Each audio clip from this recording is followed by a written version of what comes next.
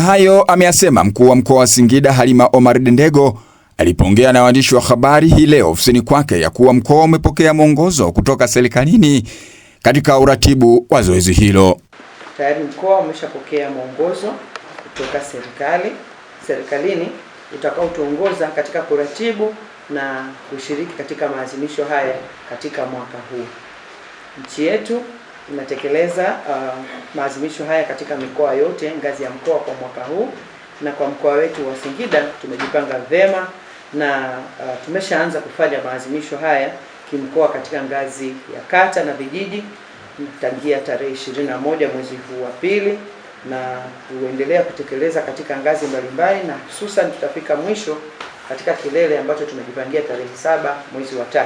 Je, kutokana na mwongozo huo mkoa wa Singida umefanya nini na unatarajia kufanya nini?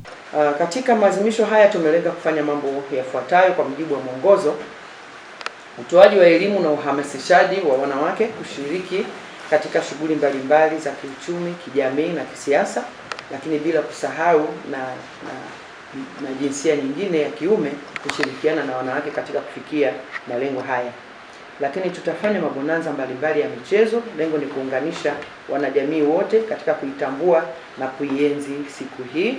Tutafanya makongamano katika ngazi za wilaya ambayo yataanza kesho tarehe 1 katika wilaya zote 5 ili tuweze kuwapata wanawake wengi huko waliko na kuwafikishia ujumbe ambao tunataka ufike kwao kwa mwaka huu. Lakini tutakuwa na mikutano mbalimbali, tutakuwa na maonyesho ya wajasiriamali wanawake, lakini tutakuwa na kazi za kujitolea katika miradi ya maendeleo katika kuhakikisha kwamba wanawake wanakuwa na ushiriki mpana wa kutoa nguvu kazi katika shughuli hizo. Lakini pia tutatenga muda na wasaa wa kuweza kuwafikia wahitaji watakaohitaji mahitaji maalum ndani ya mkoa wetu tukielekea kilele cha tarehe 7 mwezi wa 3. Aidha, Dendego amesema ya kuwa katika kilele ambacho kitaanza tarehe 5 kuna huduma nyingi zitatolewa.